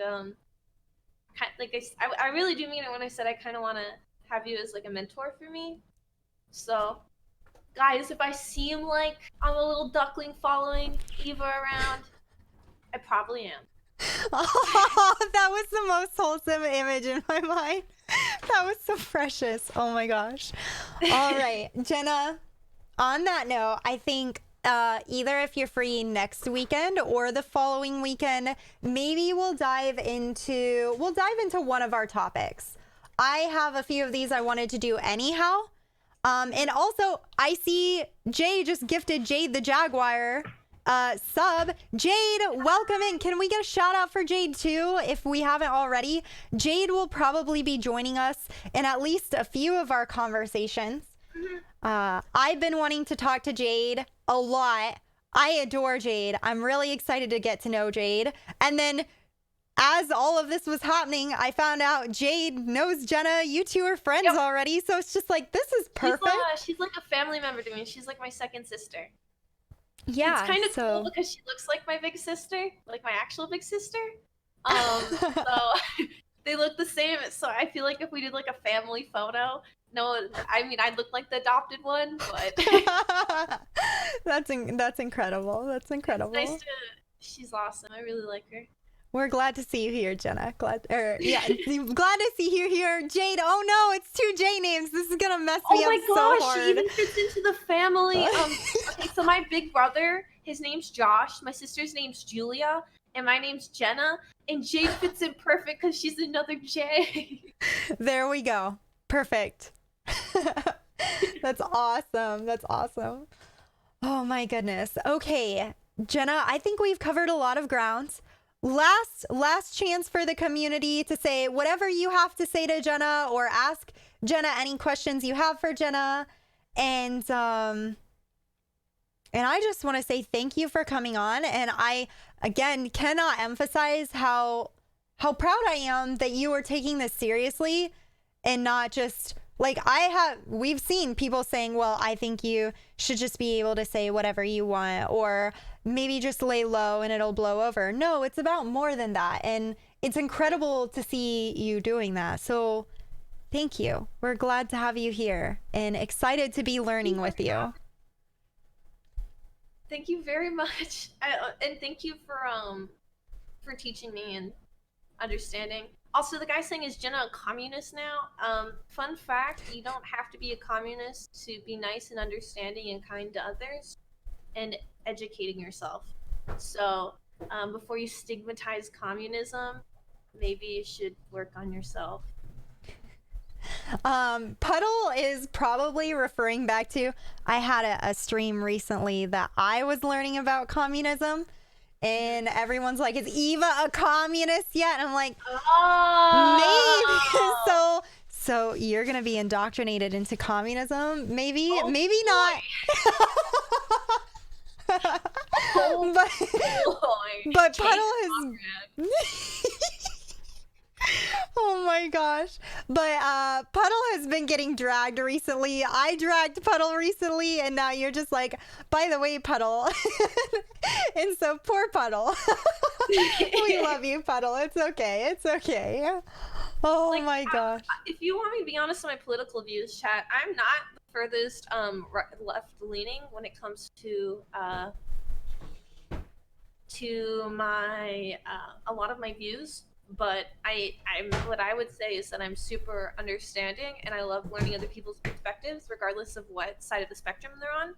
because if you can understand people, you can work to create like more tolerance for everyone. I don't know. I think a really big thing, because I actually have been into politics since I was 7 years old. I used to go to like the Liberal Convention of Canada, and I met some party leaders and stuff. And I have a bunch of senators' autographs in a book at home. And I think a lot of the reason why we have so many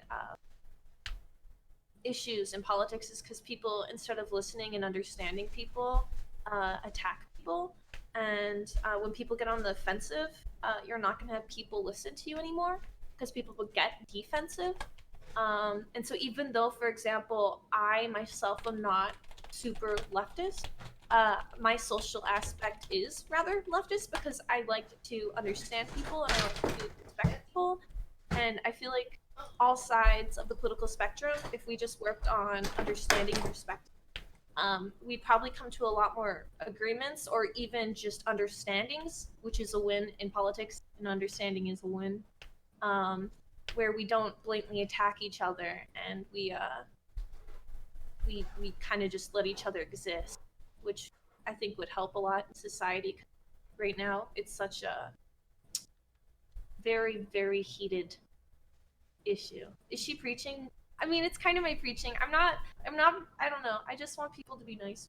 Oh my gosh. Imagine preaching kindness. That's rough. I don't know. Like, I'm not preaching anyone to like make political changes. I'm just saying, can we listen to everyone? Yeah. No, I think your point is good, is what I'm getting at. I'm teasing a little bit. I don't know if this is Jacko is asking me or you, probably you. Do you ever feel like people who know more in regard to progressive views often have an elitist view and have a huge ego? It seems like there's a lot of people looking down on others in the leftist community. It makes it difficult to respect them. So I can actually answer that, because I myself am not part of the community. So anyone who's looking down on someone because of their woke views, or any kind of, even the right-wing views, if they think they're a right-wing woke forehead, anyone who looks down on others for not understanding or not being at the level they're at yet, they're assholes, and you don't want to learn from them anywhere. Fuck them. So they're not what embodies the entire political section. And you can totally find someone else to learn from who won't be condescending to you. Like, for example, I found Eva, who is not condescending to me, and she isn't mean to me, and she's willing to let me have my opinions even if they're wrong, and she will help me understand why they're wrong rather than attacking me. And so you can always find someone who will sit there and listen to you. It's just a matter of finding that person. So when you say that it makes it hard for you to respect people who are liberal, for example, I think you're just talking to the wrong liberals, because it's an anecdotal experience to talk to one person and then be liberal and shut you down. And yeah, just because one person was condescending to you doesn't mean everyone will be. So, yeah. I got thrown off. I got a message and I have ADHD, and the bubbles came up, and I'm like, no, you're good. You're good. No, absolutely. I think I hear you. And I know a lot of people have this feeling that there's a level of elitism. I know that I have been seen as kind of a little, I can be coming off as elitist. And what I mean by that, where I see that is when I say things like, well, men's liberation, or excuse me, well, toxic masculinity is a subset of hegemonic masculinity that's upholding the systemic oppression, the patriarchy, which is a part of the chirarchy. Like, if I start talking like that, that comes off as elitist, right? Yeah. It comes off as overly academic and not accessible to people. That's hard, because I don't want to come off that way to people. Sometimes I am learning how to talk in a way that isn't overly academic. because that's not helpful, you know? It is important. Couldn't we point the issue towards speaking in academic terms as intimidating towards the failed schooling system in America? Because speaking in large words, for example, shouldn't be intimidating to people. If anything, it should be normal rhetoric in America. And for example, if we were to be like in EU and some educated countries, I doubt that using these words would actually come off as intimidating because it's normal language. I do feel like there is a problem, especially a bit of a problem associating academic language with elitism and this almost like anger towards colleges being liberal training grounds or something like that, right? I do think that it is a problem with our education in the States and not making that accessible to people. Yeah. I think there are a few more things that play into this, but I haven't dove deeply into it yet. So I think it's interesting. Sorry. If, Sister, hang on. you hear Scotson crying, can you wake Keith up? Yeah, for sure. Thank you. But yeah, so I think there is that problem. And then also the issue of people actually genuinely using this as a bludgeoning tool when they are debating. I don't know that we can stop people from doing that, or trying to sound smart if they are feeling insecure and so they start throwing these big words around, or just trying to like flex. I know when I was studying psychology, I got a double major in psych and women's studies. I would see this other psych student that would just throw out all these psych words at non-psych students to like flex the degree. And I'm just like, stop being an asshole, you asshole, you know? Yeah. There's also a really big thing, like, for example, controlling relationships, or people who, like, I don't know if I got 100% on this, but a lot of like sociopaths who are really intelligent and psychopaths, for example, who use extremely academic lingo to make people around them feel belittled on purpose. My sister's ex-boyfriend, for example, purposely used words I had never heard of in my life.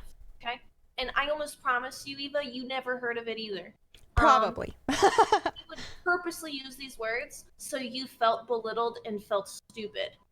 And keep in mind, I took AP English, and I have college credits from because I purposely went ahead in courses, and I had never heard of these words. They're like outlandish, they're Old Lang English, and he would purposely use these words to belittle those around him. And so a lot of people like that, since we're on the psychology line, they use it on purpose to demean people. Like you said, that guy in your class, he's doing that. Yeah, using like flexing, I have more knowledge and you are lesser than me kind of deal. And I think that it's really important. That's something that I try to actively fight in our community. I say, listen, sometimes I just get really, really excited and I just blurt out what I'm thinking. And you're going to be like, what the F did you just say? Ask me. I'm not going to be a jerk about it because I'm excited to learn and how to communicate these ideas more effectively. And I don't want you to feel like you're not able to talk to me because you're lesser or something, or I will treat you poorly. Like, that's not my goal. But sometimes I see other people have done that and people get that way. They feel dumb for just asking. And I'm like, no, there's nothing wrong with lacking information. There's nothing wrong with that unless you're being horrible about it and you are perpetuating like if you are being dreadful or you are spreading misinformation or you are intentionally not educating yourself and it's hurting people, that's a problem. And then we have a bone to pick. But that's where I'm at on it, you know? Yeah. Also, I have one thing to say. I'm sorry that I misgendered you. I'm trying to learn. Yeah. But I think I told you that I wasn't used to it when we called. I'm sorry. I'm trying. It's okay. So I actually have a little video on misgendering that I would even update a little bit. But don't feel the need to apologize every time. Oh yeah, I know. I Yeah. think I did it a bunch. I'm not sure. I wasn't thinking. Yeah, you did. Would it be helpful to you I'm if sorry. No. Would it be helpful to you if I corrected you in the moment? Yes. Okay. Please. All right. I think it was like when you brought up your dad, how like he didn't notice. I didn't notice. Yeah. If you feel like, yeah, I learned from, I learned from discipline. That's why I was saying I was happy the internet called me out, and that's also why I struggled with developing, because I didn't have discipline. So yeah, if I make a mistake, can you please call me out? Yeah, I'll just be like, by the way, pronouns, and we'll move on. And it's Thank you. yeah, it's not a big deal. Yeah, I'd like to learn. So please. Yeah, the only time, and I know I've explained this to you, but chat, like, I don't get upset until I realize I don't get angry unless someone's intentionally doing it to upset me in a way to disrespect me. And anyone would get mad at anyone doing something intentionally to disrespect you. I recognize Jenna's making a mistake. And for some trans people, that's going to be, whether non-binary or binary trans people, that's going to be really hurtful. And they might still get upset, and they are valid in that.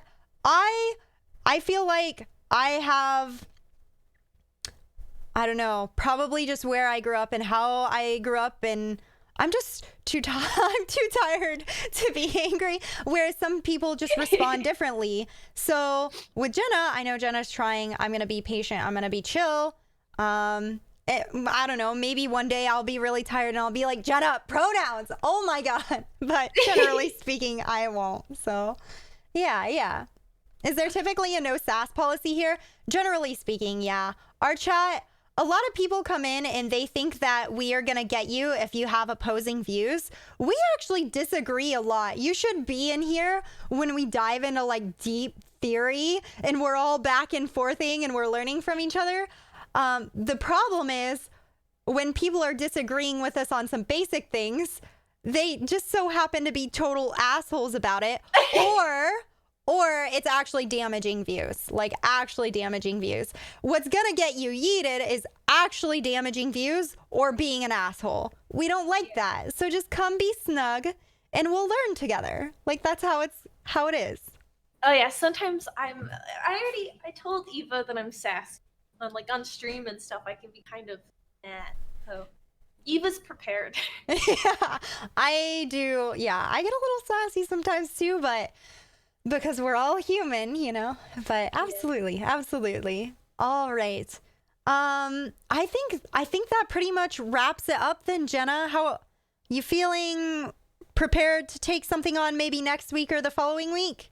Yeah, I'm 100% prepared to work with you, but I don't know if I'm prepared to do my own stream yet. Okay. Yeah, do what you need to do. I'll be there to support you in any way. Just hit me up if you need something. My DM's always open, of course. Thank you. I'm excited for you to do this, and whenever you do go to stream, just if there's anything we can do to support you, let us know, okay? Can you DM me your friend's blog? Yes. And can you also send me your friend's Twitter? Yes. A nice lady who knows a lot about ableism. Yes. I have these wrote down to send over to you, and I will absolutely be on that. Thank you. All righty. I will Thank go you. do my homework. Jenna's got homework to do. All right. Thank you so much, Jenna. It was a joy having you. And have a lovely day. We'll be in touch, okay? Thank you so much for having me. Bye, Eva. Bye. Bye. All right. Chat, what'd you think? I am just hopeful that everyone got to see what I saw, that like snuggleness, that awesome, like genuinely looking to educate or find education and learn. That's the word I'm looking for. Genuinely looking to learn. I think that was, yeah, wholesome, super